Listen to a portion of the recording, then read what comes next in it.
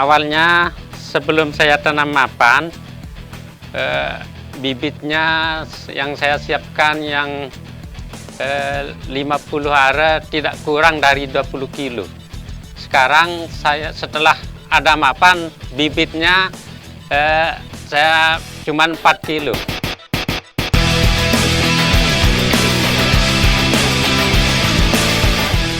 Ya, perawatannya sangat enteng kalau mapan. Memang kebal terhadap penyakit kalau mapan. Kalau yang lain ya harus siap obat sudah. Kita semprot kadang-kadang 4-5 kali. Kalau ini cukup 2 kali aja sudah bagus. Kalau mengenai biaya ya ada bedanya. Kalau mapan itu kan kita mulai hitung dari bibitnya sedikit sudah berkurang biayanya. Kemudian dari obat-obatan juga 2 kali kita semprot, sedangkan yang lain 5 kali sudah berbeda. Tenaganya juga lebih irit. Kalau yang lokal gitu kita pakai tenaga banyak gitu, dan untuk pembawaannya juga kan bibitnya banyak, kita pakai tenaga. Kalau ini bisa sendirian.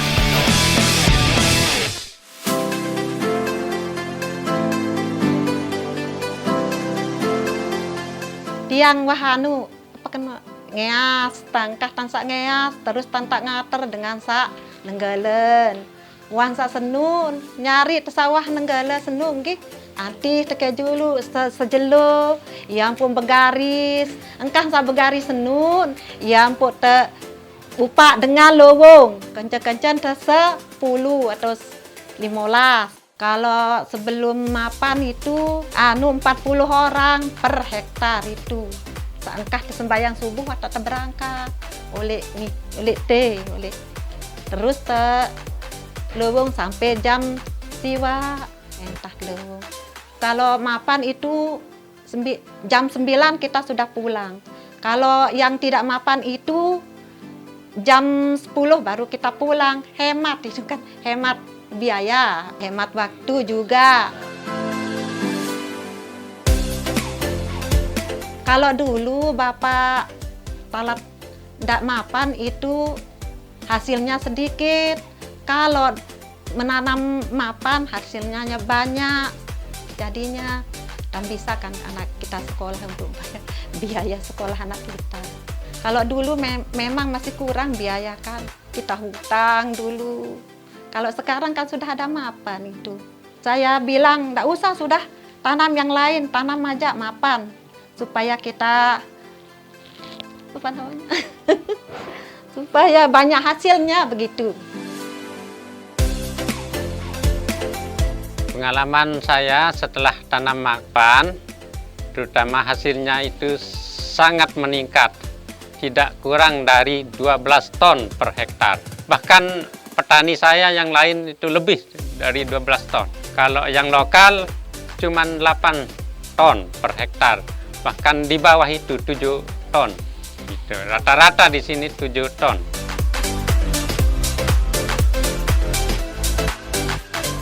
Dulu sebelum saya tanam mapan, tidak ada apa-apa, cuman saya punya sawah 12 are. Setelah tanam mapan, sekarang saya dapat beli sawah nambah 25 are. Kemudian anak saya dulu yang nganggur bisa sekolah lagi. Sekarang sudah lulus kuliah jurusan bahasa Arab.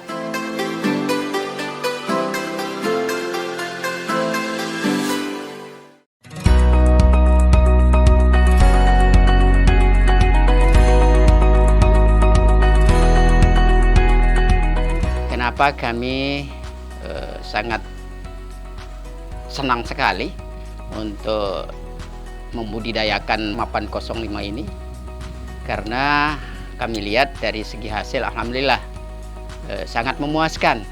Nah, kalau studi banding dengan bibit lokal, hanya kami mendapatkan paling 21 maksimal 24 seperti Impari, kemudian 32 dan lain sebagainya.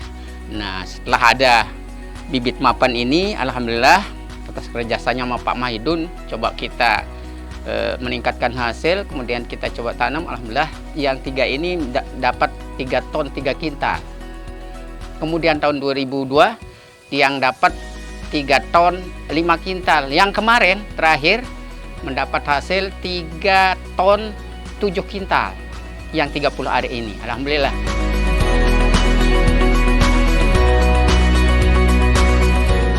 Dari waktu ada perubahan.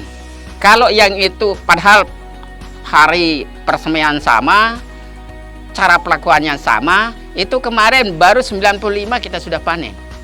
Jadi lebih 3 bulan 5 hari. Kalau ini hari ini baru 115 hari yang ini. Insya Allah sudah saat-saatnya mau panen ini. Jadi 115 sampai 20 kita sudah panen. Lebih lama ini. Tapi tidak jadi masalah kalau saya, karena hasilnya maksimal, lebih tinggi waktunya akan menghasilkan lebih banyak. Karena pengalaman kita yang sudah ada bibit-bibit yang lebih cepat, tapi hasilnya pasti tidak akan memadai dengan yang usianya lebih panjang gitu. Kalau saya hitung-hitung sebenarnya sebutannya saja mahal bibit mapan ini sampai 120. Kalau kita beli bibit lokal itu kan kita dapat 10 kilo. 121 sudah banyak itu. Tetapi kalau kita lihat dari pengiritannya, itu lebih ngirit kita ini walaupun lebih mahal. Karena kalau kita lihat teknis penanaman bibit lokal itu kan tidak seperti mapan, tidak bisa 1-2, dia harus lebih banyak. Nah, sehingga pemborosan bibit. Kemudian lahan tempat kita persemaian tidak membutuhkan luas. Nah, paling kalau yang ini 1 kilo ya dari jarak 25 sampai 40 meter persegi 1 kilo. Jadi cukup di sini aja kita gitu. Kita sangat jauh untung. Coba bayangkan Pak, dengan kalau kita lokal kita hanya dapat 2 ton 3 kintal, 1 ton dia bedanya yang 30 are. Bayangkan kalau kita garap 1 hektar kan sudah berapa ton itu. Dengan kelebihannya itu kita sudah ada sisa masih jauh. Tetapi kalau yang lokal ya hanya dapat sekian, belum potong buruh, belum top biaya, ya berarti lebih jauh kekurangannya gitu. Sehingga lebih kita untung sementara ini selama studi banding kita dengan bibit-bibit yang lain, masih kita sangat mengharapkan mapan ini yang masih unggul gitu. Nah, kalau yang ini khusus kita untuk penambahan modal istilahnya. Karena ini kita beli dia setiap tahun, jadi kita jual untuk persiapan beli lahan.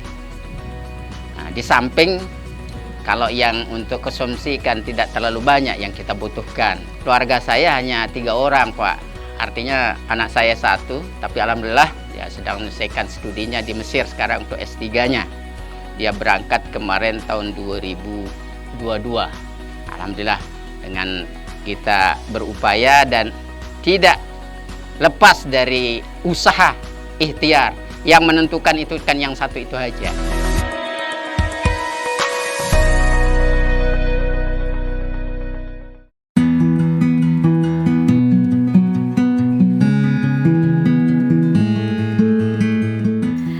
Perkenalkan, nama saya Ita Sahara. Saat ini saya geluti selain jadi ibu rumah tangga, saya juga pedagang online khusus beras mapan. Saya jualan beras mapan sekitar hampir udah 4 tahun. Awalnya sih masih sulit, soalnya kan kita masih memperkenalkan. Tapi alhamdulillah sekarang udah nggak sulit lagi, malah kita yang dicari pelanggan. Soalnya kan udah dikenal. Yang sering mereka katakan sih, Mbak berasnya enak, terus beda dengan beras-beras yang lain meskipun sudah beli di supermarket. Awalnya sih ngelihat stok yang banyak, terus nggak habis ya nyobain lah. Awalnya cuma nyobain aja, terus selanjutnya ternyata bagus jadi peluang karena beras mapan ini ya banyak kelebihannya lah. Kelebihannya sih yang paling penting itu yang pertama dia enak, terus nggak mudah basi dibandingkan dengan beras-beras lokal yang lain kan, dia lebih enak.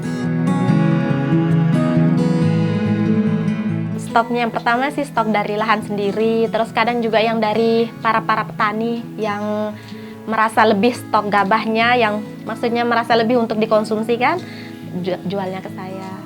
Biasanya saya beli dari para petani gabah yang kering, terus kemudian saya pergi heller sendiri, setelah itu saya kemas sendiri.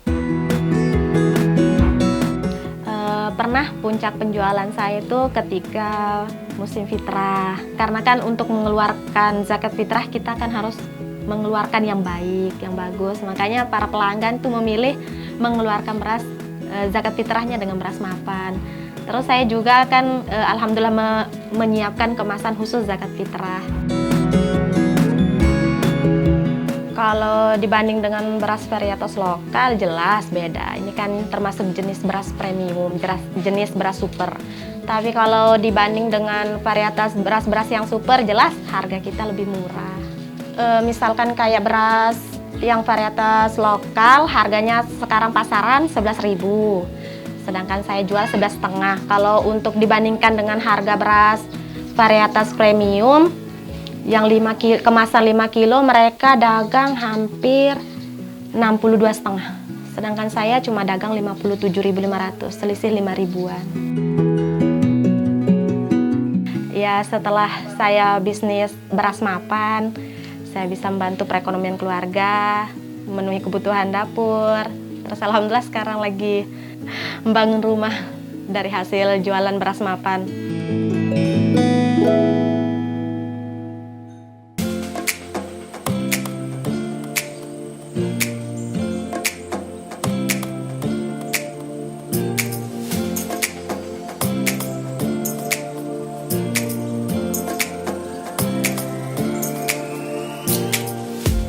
Saya Inak Kiki, profesi saya sebagai petani, menggarap sawah sebanyak 20 hari gitu. Kemarin terakhir saya tanam mapan 02, itu perawatannya biayanya itu dari nanam sampai obat-obatannya itu kita total ngabisin 1,5, tapi hasilnya banyak. Dari 20 hari saya mendapatkan hasil sekitar 3,5 ton. Terus untuk yang dulu saya dapat 2 ton. Ya kalau dulu saya bawa pulang hasil mapan itu yang 2 musim itu ya bisa mencapai 11 juta. Tapi kalau untuk lokal saya bawa 5,4. Saya suka padi mapan 02 ini karena nasinya keras, enak, juga tahan lama di rice cooker gitu di Mijiko. Ya dibandingkan dengan padi lokal, ini kalau dimasak selama 2 hari baunya sudah tidak enak, makannya juga agak kurang enak gitu ya. Kalau mapan 02 warnanya agak cerah dibandingkan dengan yang lokal, kurang cerah. Kalau sekarang kan musim kering lah, bisa dikatakan musim kering, tidak berani nanam apa-apa, tidak ada yang dikerjakan, kita tinggal di rumah aja dulu. Jadi saya berperan aktif di sawah sebagai petani, ya untuk membantu suami juga, dan juga untuk anak-anak yang masih sekolah, untuk kebutuhan rumah tangga juga. Kan kita sebagai ibu-ibu banyak keperluan itu di rumah. Ya itu aja.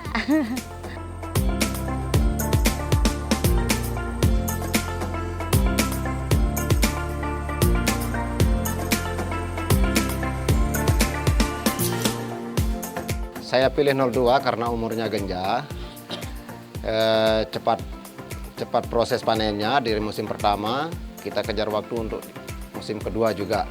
Pengaruhnya kalau kita nggak tanam 02 yang lebih genjah, takutnya kekeringan masalahnya. Daerah di sini kan kekurangan air, kekurangan pengairan masalahnya. Nah setelah 2 kali tanam, baru mulai tanam tembakau. Kalau tembakau kan lebih tahan kekeringan. Nah, jadi ini saya tanam tembakau, mengisikan waktu kosong di musim kemarau. Untuk sementara waktu kita tunggu musim penyemaian di bulan 10 nanti.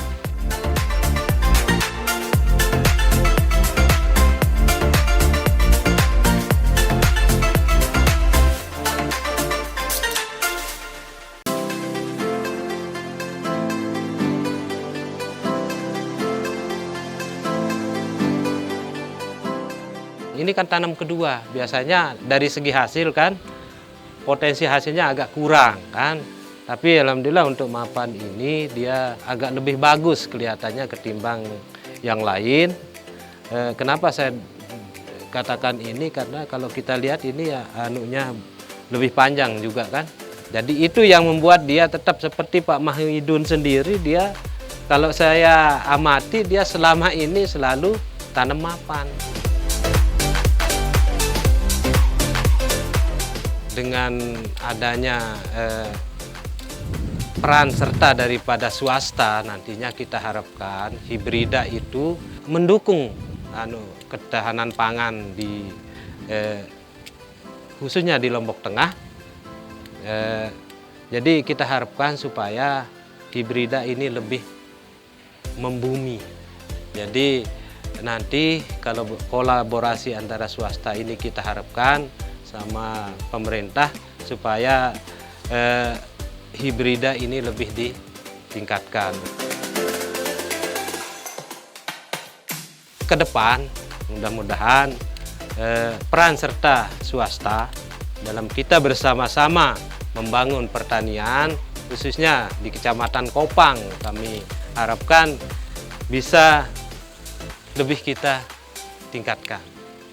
Jadi bukan saja penyuluh, karena kami terbatas, jadi peran swasta ini juga sangat kita harapkan, dan tentunya untuk kita sama-sama membangun pertanian khususnya di Kecamatan Kopang dan di kecamatan-kecamatan lain tentunya.